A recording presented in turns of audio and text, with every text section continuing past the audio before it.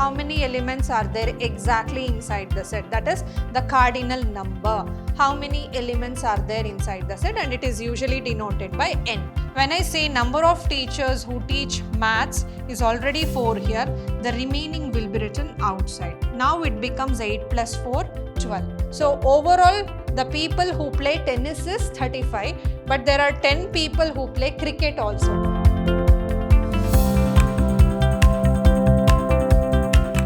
Hello everyone, a warm welcome to one and all. This is your Shruti ma'am lecturing in Vidhyaashram, the Temple of Excellence, Mysuru. So until now we have studied about the sets, the representation, types of set, as well as certain operations or mathematical operations related to two or more sets. Now in today's session we will take a practical life examples or real life examples where we are applying the concepts of sets and we are going to solve certain statement kind of problems. But before that, we need to learn about the cardinality relation between the union and intersection of the two sets. What is it? Let's see it now. So the first one says here, in general, if A and B are finite set, I said finite is nothing but you know how many elements are there exactly inside the set, that is the cardinal number. How many elements are there inside the set, and it is usually denoted by n. So n of A means number of elements inside A, n of B means number of elements inside B, n of A intersection B means number of elements inside A intersection B. Similarly, n of A union B is nothing but number of elements inside A union B. So that's why we have a relation between them, that is number of A union B is nothing but n of A plus n of B minus n of A intersection B. In case if A intersection B is empty. What do you mean by an empty? The set which contains no element. Then what is the cardinality of empty set? It is clearly 0 because there is no element inside the set, that is the number of elements inside empty set is 0. If in case A intersection B is 0, then number of elements inside A intersection B becomes 0. Then we can write number of elements in A union B as just sum of number of elements in A and number of elements in B. So these are the relations we need to find. Along this, we have certain relations which we can see while doing the problems now. Let's take the example. If X and Y are two sets such that X union Y has 50 elements, X has 28 elements, Y has 32 elements. How many elements does X intersection Y have? So let us take this in the form of the relation, that is number of elements in X union Y is number of elements in X, number of elements in Y minus number of elements in X intersection Y. They have given clearly that number of elements in X union Y is 50. Number of elements in X is 28 and number of elements in Y is 32. We need to find the number of elements in X intersection Y. So let us solve this. So when I shift to the left hand side, then this is number of elements in X intersection Y is equal to 28 plus 32 is 60. Let me shift 50 to right hand side, then it becomes 50. So the answer is 10. So therefore, the number of elements present in X intersection Y is 10. Next, in a school there are 20 teachers who teach mathematics or physics. Of these, 12 teach mathematics and 4 teach both physics and mathematics. How many teach physics? Analyze the statement here. We have 20 teachers who teach mathematics or physics. When I say or, it is nothing but union. That's why the number of teacher who teaches mathematics or physics is 20. And 12 teach mathematics. The number of teachers who teach maths is 12.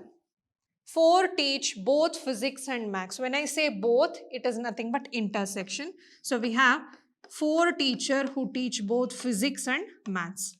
Now I need to find out number of teachers who teaches physics. So let us write this in a statement using the relation.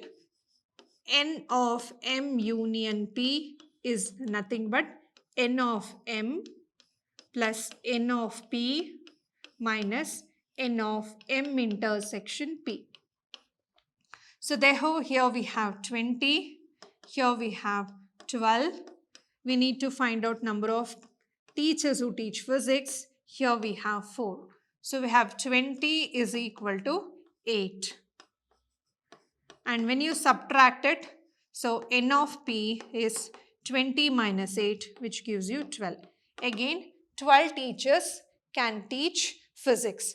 But 12 teachers can teach maths, 12 teachers can teach physics. How it is possible when there are exactly 20 teachers?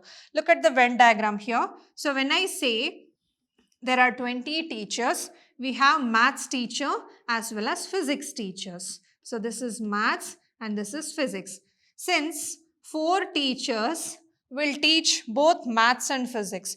When I say number of teachers who teach maths is already 4 here, the remaining will be written outside. Now it becomes 8 plus 4, 12. Again here I got 12 teachers who teach physics. That means there are teachers who teach maths also. That is, there are 4 teachers who teach maths other than physics. That's why the remaining teachers here will be outside this oval. So therefore total 8 plus 4 plus 8, there are 20 teachers. In a class of 35 students, 24 like to play cricket, 16 like to play football. Each student likes to play at least one of the 2 games. How many students like to play both cricket and football? So here we have class of 35 students and at least one of the game is chosen by the students. That's why all students like to play the games. Hence, cricket, union, football, or number of students who love to play cricket or football is 35 exactly. And 24 like to play cricket.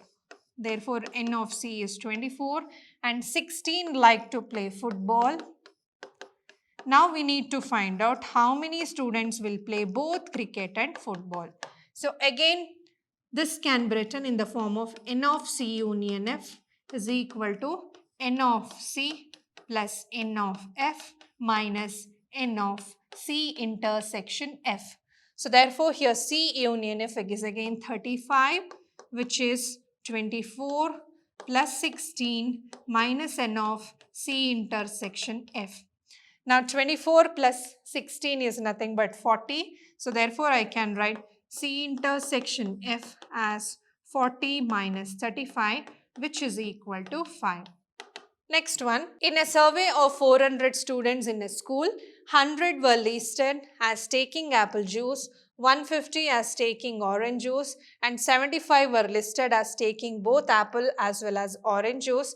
Find how many students were taking neither apple juice nor orange juice. Clearly, there are overall 400 students in a school, but there are students who will neither take apple juice nor take orange juice. First, let us list how many of the people will take both the juice. 100 were listed as taking apple juice means number of people who will take apple juice is 100.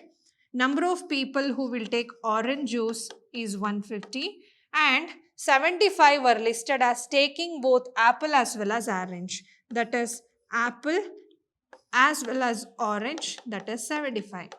So we don't know how many people will have any type of juice. That is, we don't know how many people will have apple juice or orange juice. So that can be written like this, N of A plus N of O minus N of A intersection O. So that is 100 plus 150 minus 75. So we will get here 175. So these many students will take apple juice or orange juice. But we need to find out the number of students who will neither take apple juice nor orange juice. So overall we have 400 students and out of 400 we are getting 175 students are taking juices. So then how many are remaining? So that is, we can take this as a complement. N of A union O whole dash. So 175 students are taking apple juice or orange juice. Then 400 minus 175, that is 225 students are taking neither apple juice nor orange juice. Now, when I represent through a Venn diagram, it looks like this. So we have apple juice and orange juice. So this is A and this is O. So we have 75 students who take both juices, apple and orange juices, and 100 were listed taking apple juice, means already 75 people are taking apple juice, the remaining people are 25. That means 25 represents the student who take only apple juice, and orange juice is 150. 75 people is taking orange juice and remaining 75 are there. So this 75 represents the students who are taking both apple juice and orange juice, but outside this there are 75 people who drink only orange juice. Now we have here 75 plus 75, 150, 150 plus 25, 175. Where are the remaining students? They will neither take apple juice nor orange juice. So therefore they should be outside the circle. That can be written outside. But completely there are overall 400 students. So this will give you the representation of Venn diagram of the following problem. Next, in a group of 400 people, 250 speak Hindi, 200 can speak English. How many people can speak both Hindi and English? Very simple. They have given 400 people and let's see. 400 people can speak Hindi or English, and 250 people can speak Hindi, 200 people can speak English, and we need to find out how many people will speak both the languages. So clearly observe here, they have not given whether all the people will speak both the languages, but you can analyze it whenever N of A and N of B, that is the number of people who is speaking Hindi and English. When you add it, it is 450. So it is more than 400, but there are only 400. So when the sum of these two is more than the union value, you should assume your union value is 400. So therefore, N of H union E is 400. So now here we can take this as a relation, N of H union E as N of H plus N of E minus N of H intersection E. So that is 400, 250 plus 200 minus N of H intersection E. So N of H intersection E can be 250 plus 200, 450 minus 400, which is equal to 50. So therefore, 50 people can speak both Hindi and English. Next question. If S and T are two sets such that S has 21 elements, T has 32 elements, S intersection T has 11 elements, how many elements does S union T have? So let's write the relation. Number of S union T can be taken as number of elements in S, number of elements in T minus number of elements in S intersection T.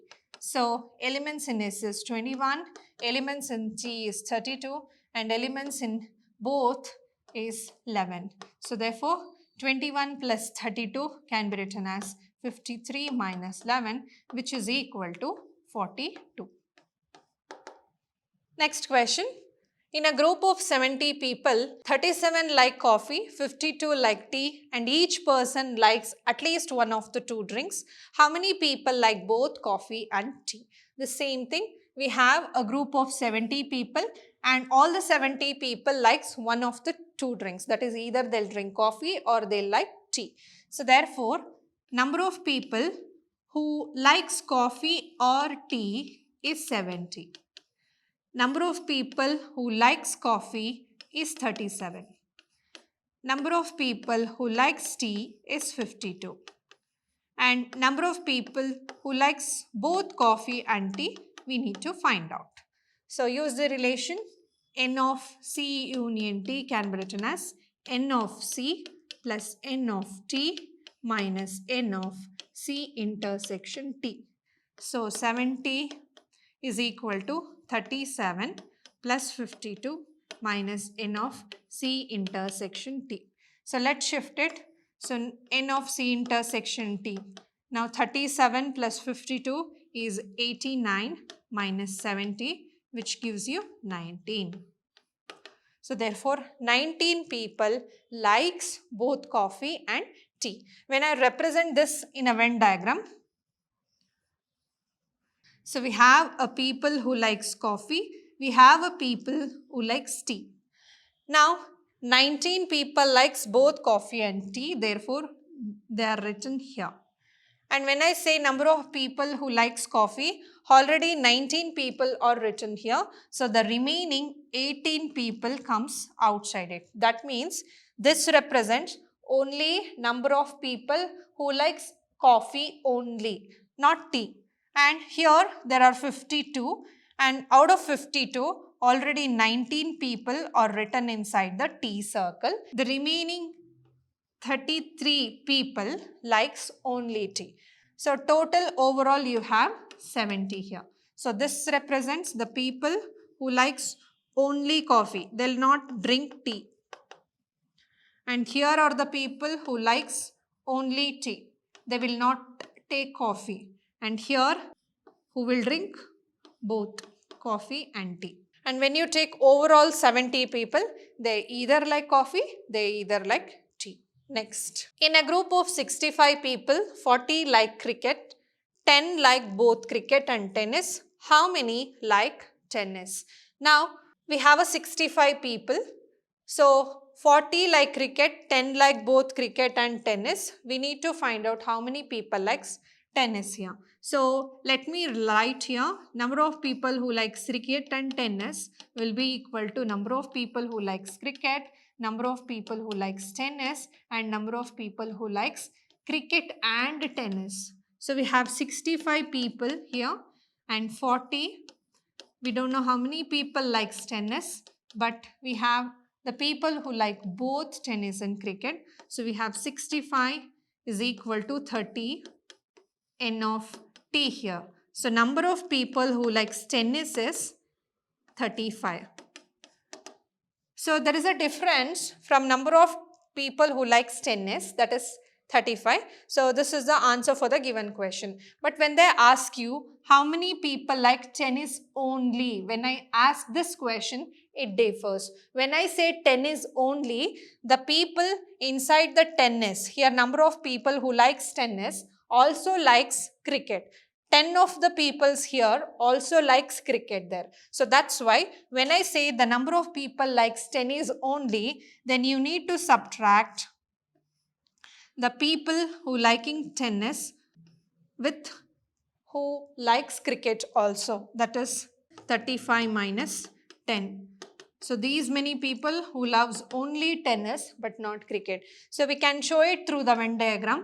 So if this is our Venn diagram where overall all the people here, total people is 65, and this is cricket, and if I take this as tennis. So the number of people who like both cricket and tennis will be written here, and we have got 40 like cricket. 40 like cricket means 10 is already written, 30 likes cricket. So overall 40 likes cricket. What does it means? There are 10 people who likes tennis also, but 30 people like to play cricket. Now when I say 35 for tennis, 10 is already written. So therefore 25 has to be written. So overall the people who play tennis is 35, but there are 10 people who play cricket also. But how many people will play only tennis? It is 25. So that is the difference between people who like to play tennis and people who like to play tennis only.